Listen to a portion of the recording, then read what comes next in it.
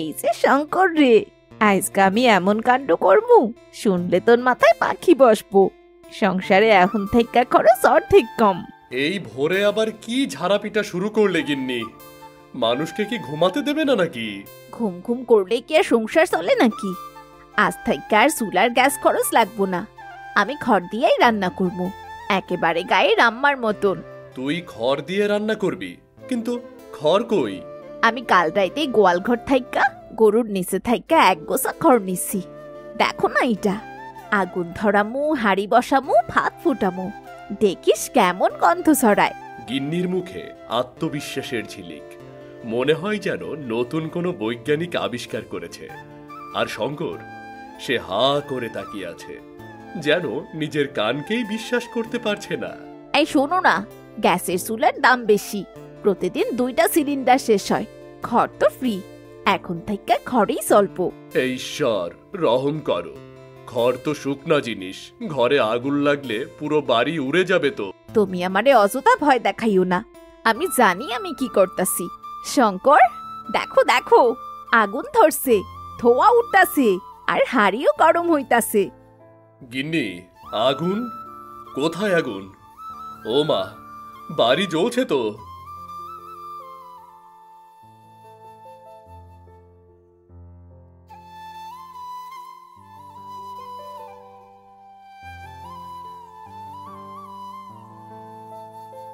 ও, কোমর ভেঙে গেল রে, কেউ পানি লইয়া আসো, বাড়ি চলে যায়। আরে রে রে রে রে রে, কি হচ্ছে শঙ্কর? সিনেমার শুটিং নাকি আগুনের লড়াই? কোনো সিনেমার শুটিং না কাকু, আমার বউয়ের বুদ্ধির আগুন। ও বলে খড় দিয়ে রান্না করবে, এখন ঘরই পুড়ছে। এই গিন্নি আপা, আমি কাম করবো না হাওয়া দিমু, আর এই পাতার পাখা দিয়া তো জ্বর উঠা যাইবো। আমি তো চাইছিলাম খরচ কমাইতে। শোনো গিন্নি, আর কোনো বুদ্ধি দেবে না আমাকে, আমি তোমার বুদ্ধিতে হাঁপিয়ে গেছি। একেবারেই দিতাম না, তবে একটা শেষ বুদ্ধি আছে, সেইটা দিলেই বুঝবা আমি কত চালাক। না, একটাও না। এই গিন্নিরে লইয়া নাটক বানাইলে ঢাকায় হিট হইতো। আগুনের অভিজ্ঞতা থেকে শিক্ষা না নিয়ে গিন্নির মাথায় আবার বুদ্ধির বাতি জ্বলে উঠল। এবার টার্গেট বিদ্যুৎ বিল। তার মতে লাইট ফ্যান বন্ধ রাখলে আর কিছুই লাগে না, বিদ্যুৎ বিলও কমে যাবে, এতে টাকাও বাঁচবে। এই শঙ্কর, দেখছো, আজ থেকে বিদ্যুৎ বিল অর্ধেক। আমি বিজ্ঞান বইয়ের বুদ্ধি আমদানি করছি। তুই বিজ্ঞান জানিস কোত্থেকে? গতকাল তো নিজেকে ফিনিক্সের চুলার জ্বলন্ত থিওরি দিয়ে পুরালি। এইবার আর ভুল করবো না, আমি ঠিক হিসাব কইরা দেখছি। ঘরে 4টা বাতি, 2টা ফ্যান, একটা ফ্রিজ, এইগুলো সব বন্ধ রাখলে মাসে 1000 টাকা সেভ। বউ, জান বের হয়ে যাচ্ছে। এই রোদে ফ্যান বন্ধ করে রাখলি কেন?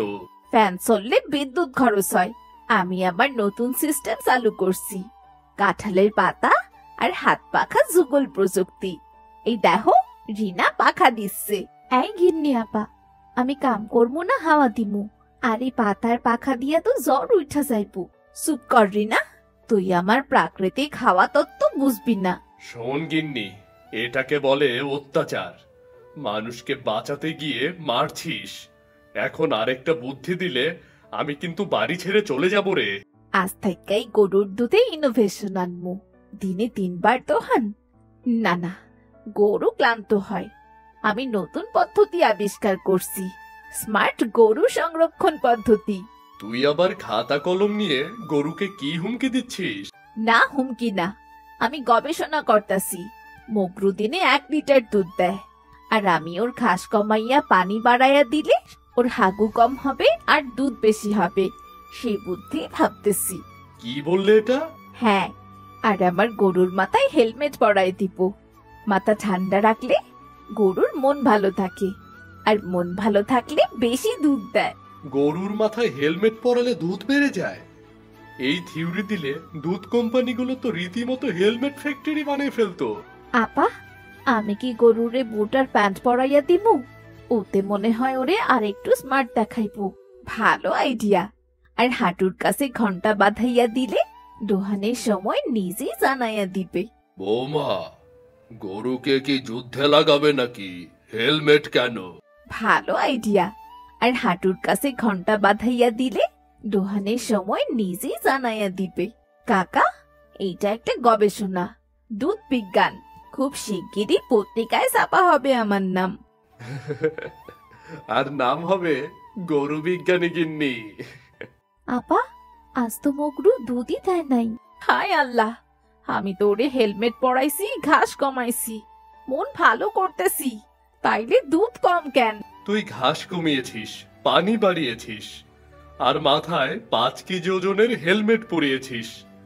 গরু মনে করছে ওরে যুদ্ধ করতে নিয়ে যাচ্ছিস। বউ, আমাকে কথা দে, তুই আর গরুকে নিয়ে কোনো গবেষণা করবি না। কথা দে আমাকে। আচ্ছা ঠিক আছে, আমি গরুরে নিয়ে কিচ্ছু করবো না। এখন থাইকা মুরগির ডিম নিয়ে চিন্তা করবো। হায় রে কপাল, এবার মনে হয় মুরগিকে ঘড়ি পরিয়ে দেবে, যাতে ঠিক টাইমে ডিম দেয়। বাহ, বুদ্ধিটা তো সেই দিছো তুমি। মানতেই হইব, এই কাজটা কালকেই কাজে লাগামু। মাপ চাই, আর না, আর না। বোকা গিন্নি এবার একদম বিপ্লবিক পরিকল্পনায় নেমেছে। ডিম না ভাঙ্গে আবার বেশিও পারে, এমন হাঁসের খামার। গিন্নির মতে মুরগি নাকি অস্থির, ডিম পারে কিন্তু ভেঙে যায়। আর হাঁস নাকি ভদ্র পাখি, টুপ করে ডিম পারে আর কোনো নাটকও করে না। এই শোনো হাসেরা, আজ থেকে ডিম পারবা কিন্তু ভাঙবা না। আমি সব হিসাব কইরা রাখতাছি। তোমরা কে কতটা ভদ্র। আপা, হাসির লগে কথা কইয়া লাভ নাই। লাভ আছে কিনা সেটা তুমি বুঝবা না। বউ, তুই হাঁসের খামার খুলে আবার কি শুরু করেছিস? এইবার আমি নতুন পদ্ধতি আবিষ্কার করছি। হাঁসের নিচে বালিশ দিমু, যাতে ডিম পারলে না ভাঙে। আর হাঁস যদি হাসি দেয়, তাইলে সাথে সাথেই মোরা পাল্টাইয়া দিমু। তুই কি হাঁসের জন্য হসপিটালও খুলবি নাকি? ভালো আইডিয়া, হাঁস কেয়ার ক্লিনিক। নামটা কেমন?